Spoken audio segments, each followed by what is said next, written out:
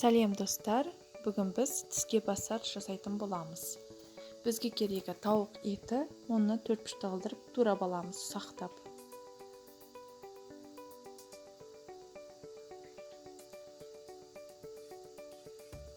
Ұсақтап турап алдық. Одан соң алдын ала жұмыртқа пісіріп қойдым.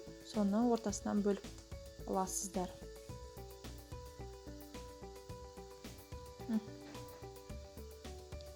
Ортасындағы сарысын жеке ыдысқа саламыз.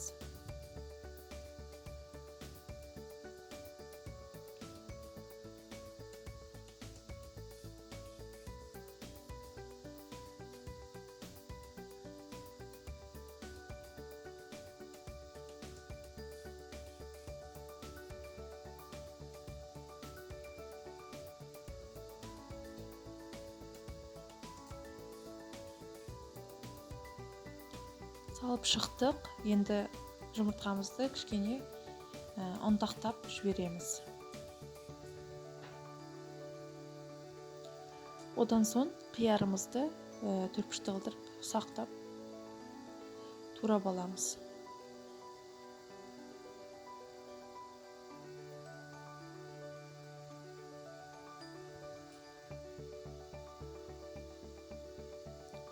Турап алдық. Енді бір-біріне қосамыз бәрін.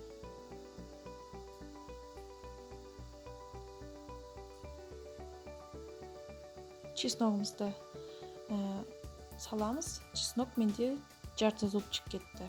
Бір зубчикпен өте ащы болып кетеді. 2 үлкен ас қасықпен майонезді салып араластырамыз. Және де жарты шай қасық тұзымызды саламыз. Дәмін қарап отырасыздар өздеріңіз. Одан соң дайындап қойған жұмыртқамыздың сыртына, ағына, начинкамызды салып шығамыз барлығына.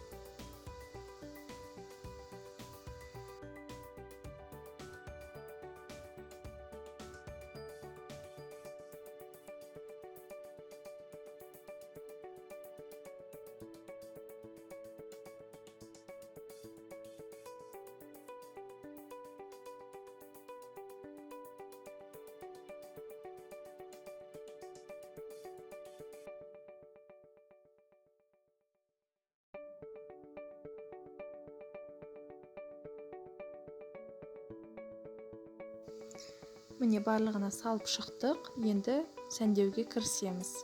Алдын ала укропымызды жуып, кішіректеу қылдырып турап аламыз. Сабақтарын жай кішкентай қылдырып. Үстіп үстіне қойып шығамыз.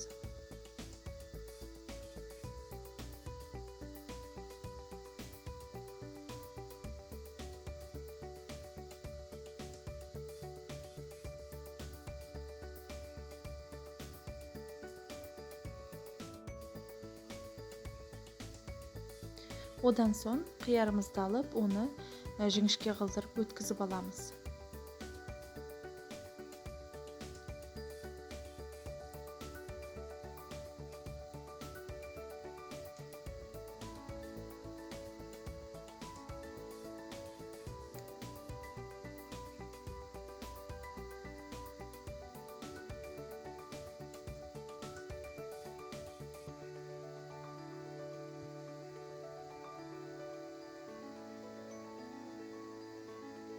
Өткізіп алдық.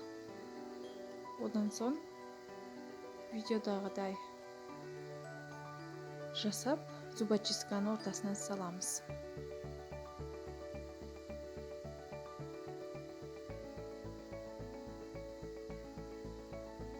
Барлығына үстіп шығамыз. Одан соң үстіне гранатаның дәндерін салып шығамыз. Қоямыз үстіне. Әдемі болу үшін үстіп қойып шығамыз.